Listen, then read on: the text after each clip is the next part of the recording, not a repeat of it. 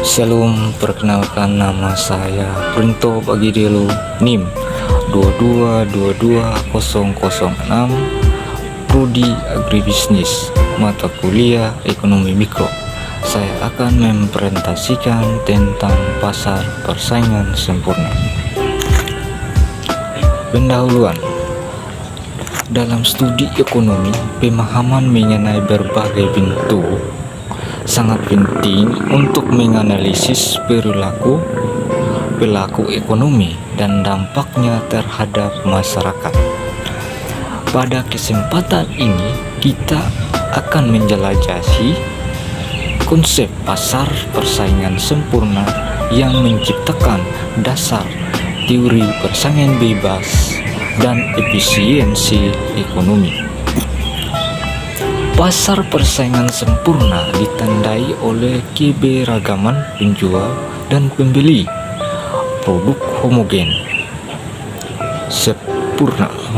sempurna, serta perusahaan yang bertindak sebagai pengambilan harga.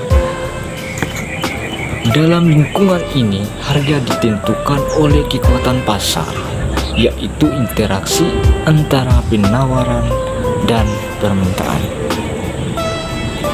Isi satu itu faktor yang membedakan pasar. Ciri-ciri barang yang dihasilkan, yaitu menunjukkan perbedaan dalam sifat produk dihasilkan oleh perusahaan-perusahaan dalam industri, yaitu banyaknya perusahaan dalam industri, yaitu menggambarkan jumlah perusahaan beroperasi dalam suatu industri. Tingkat kesulitan perusahaan baru dalam memasuki industri, yaitu menilai seberapa sulit bagi perusahaan baru untuk masuk dalam persaingan di pasar. Begitu. Besarnya kekuasaan perusahaan di dalam pasar, yaitu merujuk pada sejauh mana perusahaan memiliki pengaruh terhadap kendala dalam pasar. Itu adapun bentuk-bentuk pasar persaingan sempurna, penuh dengan penjual dan pembeli, itu sama rata maksudnya. Produk homogen, perusahaan sebagai pengambilan harga. 2. Pasar monopoli, yaitu dominasi tunggal oleh satu perusahaan tanpa pesaing, berarti hanya satu orang penjual saja. Pasar persaingan monopolistik, banyaknya penjual produk yang sedikit berbeda, ada diferensiasi.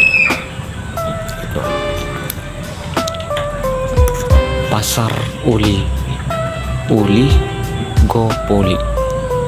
terdapat beberapa perusahaan besar yang menguasai pasar. Misalnya perusahaan menguasai pasar tersebut. Ciri-ciri pasar persaingan sempurna itu perusahaan hanya bertindak sebagai pengambilan harga, price taker. Dalam persaingan sempurna, setiap perusahaan hanya dapat menerima harga pasar yang sudah ada. Mereka tidak memiliki kekuasaan untuk memengaruhi harga dengan tindakan individu. Sebagai price taker, perusahaan hanya dapat menyelesaikan produknya sesuai dengan harga pasar yang berlaku. Kedua itu perusahaan mudah keluar masuk industri, yaitu pasar persaingan sempurna ditandai oleh kehidupan bagi perusahaan untuk masuk dan keluar dari industri tersebut. Ini berarti tidak ada hambatan yang signifikan yang menghalangi perusahaan baru untuk memasuki pasar, dan perusahaan ada dapat dengan mudah keluar dari industri jika mereka menginginkannya. 3. Produk dihasilkan semua. Perusahaan bersifat homogen. Produk yang dihasilkan oleh semua perusahaan dalam pasar ini bersifat homogen atau seragam. Artinya, tidak ada perbedaan kualitas atau karakteristik yang signifikan antara produk satu perusahaan dengan produk perusahaan lainnya. Hal ini membuat konsumen memandang produk sebagai substitusi sempurna satu sama lain. 4. Terdapat banyak perusahaan di pasar, yaitu pasar persaingan sempurna memiliki banyak perusahaan peserta. Kehadiran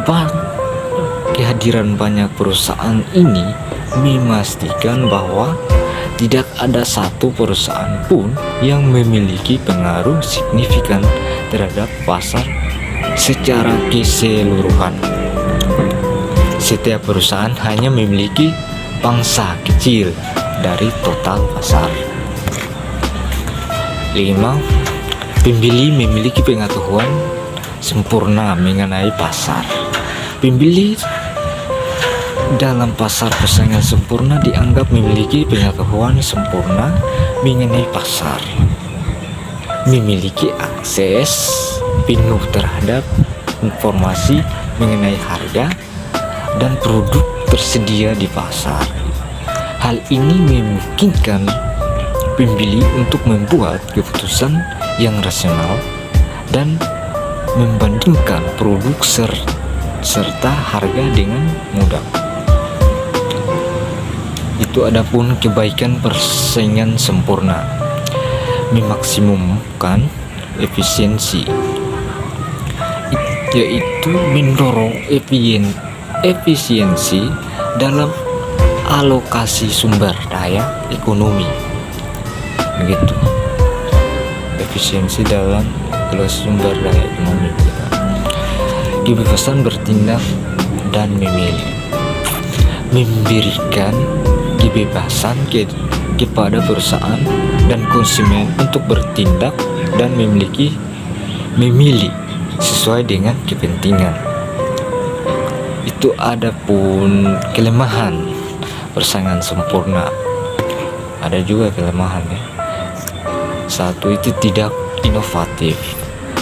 Kurangnya dorongan untuk inovasi karena mudah dicontoh. Yang kedua itu ongkos sosial.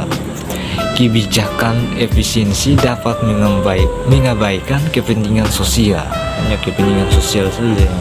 Begitu. 3. Pembatasan pemilihan konsumen, yaitu produk homogen dapat membatasi variasi pilihan konsumen. Batasi pilihan konsumen saja. 4.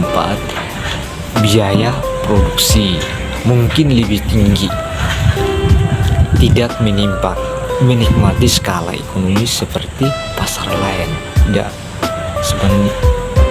sebanding dengan pasar lain biayanya. 5. Tidak selalu meratakan distribusi pendapatan. Ada kemungkinan ketidakmerataan dalam distribusi pendapatan, tidak merata. Penutupnya, dengan demikian pasar persaingan sempurna adalah fondasi bagi teori persaingan bebas, mempromosikan mempromosikan efisiensi alokasi sumber daya.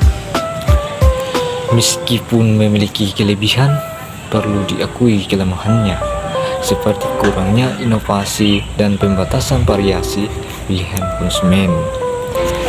Pemahaman mendalam terhadap kompleksitas pasar ini memperkaya wawasan kita tentang peran krusial pasar dalam pengambilan keputusan ekonomi. Teruslah eksplorasi dalam kajian untuk memahami dinamika ekonomi yang terus berkembang. Sekian dan terima kasih.